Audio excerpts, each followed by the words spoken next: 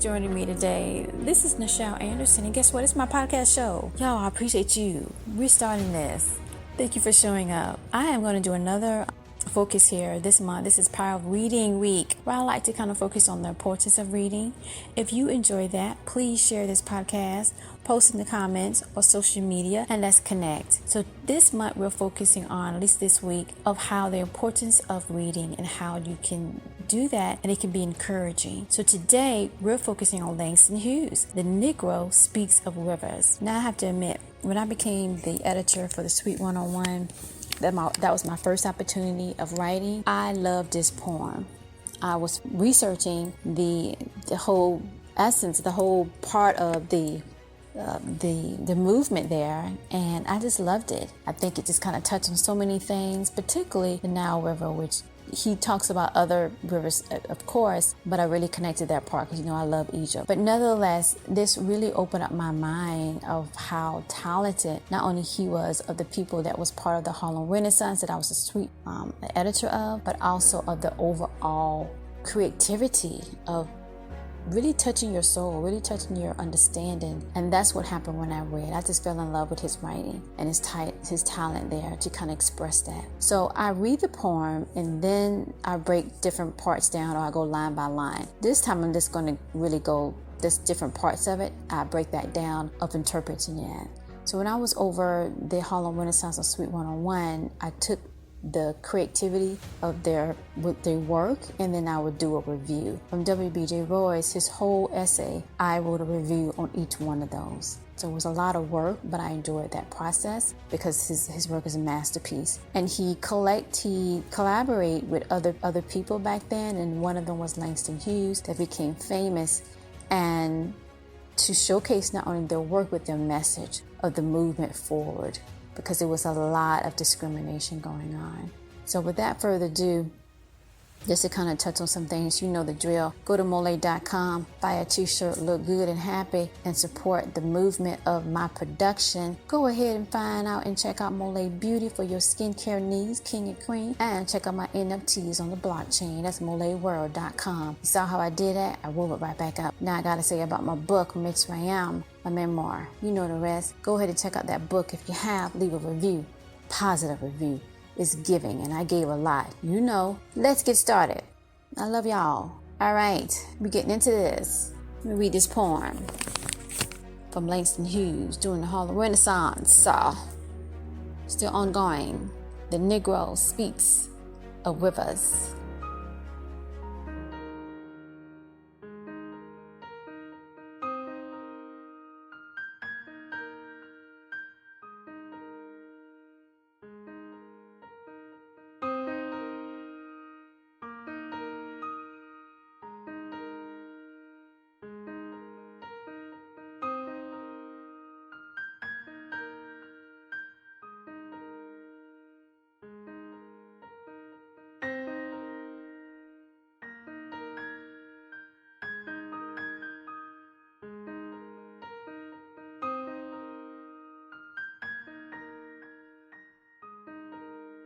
I've known rivers ancient as the world and older than the flow of my soul has grown deep like the rivers. I bathed in the efforts when dawns were young. I built my hut near the Congo and it lured me to sleep. I looked up upon the Nile and raised the pyramids above it. I heard the singing of the Mississippi when Abraham Lincoln went down to New Orleans.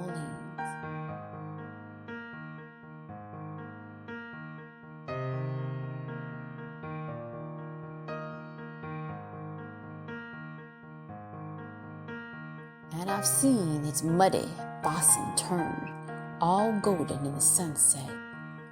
Ancient, dusky rivers. My soul has grown deep like the rivers. I haven't read that poem in a long time. Just reading that commands your attention. Just reading it opens up your mind to say, yeah, I gotta go there. Not only that he's that talented, but he just opened up so many tombs. That last line, I'm going to jump ahead. My soul has grown deep like the rivers.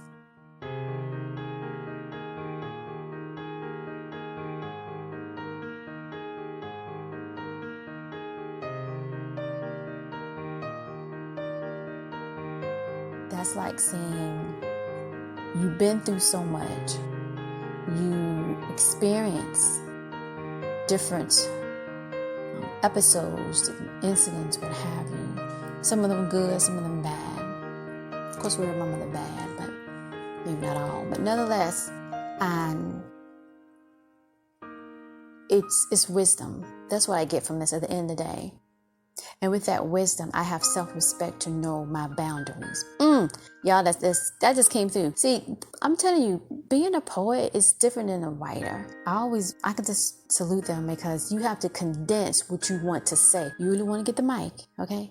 AKA, I want to get the mic. I want to be able to go off. I want to be able to say this, all of that. You can't do it. You only got like, let me see, as they call it in rap, 16 bars or 8 bars. And you got to be able to say 4 or 5 words. It means something. So to me, the poetry, it's just so awesome. The line, he said, I looked upon the Nile and raised the pyramids above it. See, wisdom, experience. You've been through so much. You're going to take me through this? Let me tell you something. I already know the root of the root. Bring it.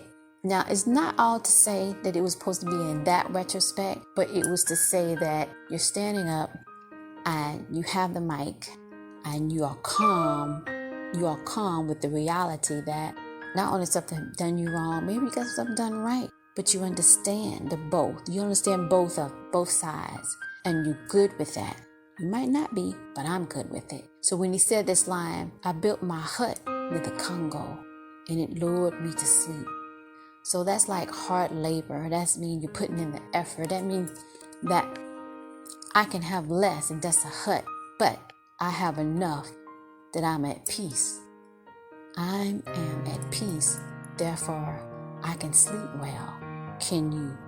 It's not to say that this was a poem to say, do you. It was an understanding to know where you came from, how you have evolved, how your soul, your spirit, your mind able to master the different things and become not only who you are, but you're comfortable with that.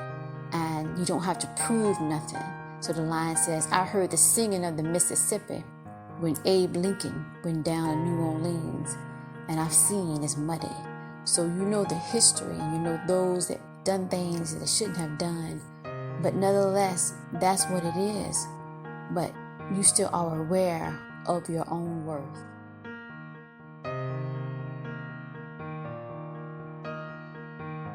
So I know the history, the singing of the Mississippi. And I don't know, got history of that. But nevertheless, I know the past when Abe Lincoln went down to New Orleans. So let's go back to that music and the connection to that. And all of that is like in a pot. But don't get it wrong. Ancient dusky rivers, my soul has grown. I have learned the lesson. That's what he's saying. So the title itself, when it says, the Negro Speaks of Rivers. Rivers are water. Water is very symbolic in that way of always moving. You know, this is a lake and just sit there. But nevertheless, when we talk about rivers, we talk about onward moving. And so when he said in the first line, I've known rivers ancient, meaning I know it from the beginning up into the now. And I know how it operates. And so I flow with it. So that's what he meant to me. I'm understanding as the world and older than the flow of came. That's before it was even moving. I was there, and I remember from a lake to a river, my soul has grown deep like the rivers. I bathe in the effort, so that means, yes, I remember this and I remember that. I remember those that got called by God and had to lead and had to aspire. So yes, as a Negro, I speak of the history. Y'all, this is free. Free form right here. I'm not reading from a script, okay, or my notepad. I'm just free forming it. All right. Power of Jesus. Can I get an amen? Yes. This is what Langston Hughes was trying to say. Okay. Maybe other people broke it down, but this is how Nichel Anderson is going to break it down. And that's basically what he's saying. I'm telling y'all, I'm free forming, as they say it. I don't got no notes, no pad, no nothing. I'm reading this poem and I'm breaking it down how I'm understanding what he was saying in his poetry.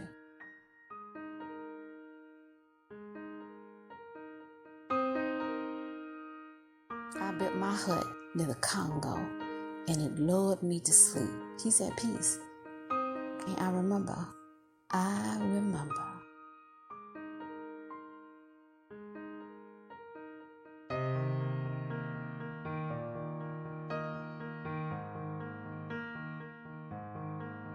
I looked upon the Nile and raised the pyramids above it.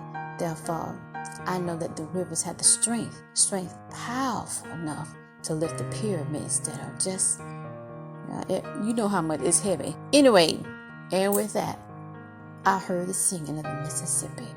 The journey from Africa as a Negro to the, you know what, next. But don't forget, I won't forget the ancient times of my greatness and my ancestors' greatness. I'm able to still survive of my worth and my foundation.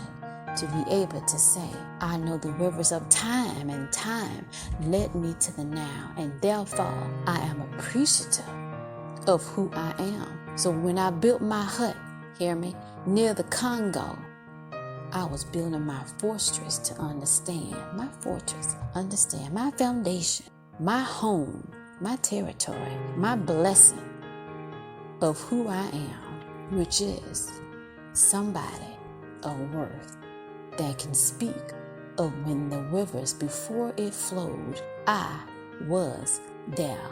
Can I get a amen? I'm out, y'all. Thank you so much. I hope you enjoyed this breakdown of this poem. You take it and you read and see how what your perspective of for what he was trying to say, his message, and go from there. Poetry is so lovely, it's so powerful. We get a little glimpse of that when you see cards and everything. To me, that's a little bit of poetry too. But when you really read someone's poems, it just really breaks it down. It helps you think, and it's a wonderful expression. All right. Thank you so much for joining me today. Okay, and guess what? This is Power of Reading Week. Read a book.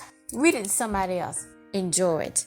And tag a sister. Okay, Nichel Anderson. I'm reading this book. Nichel Anderson. I'm reading Langston Hughes' poems. Can I get a woo-hoo? Thank you so much. The power of reading is so powerful. Enjoy it. See you in the next one.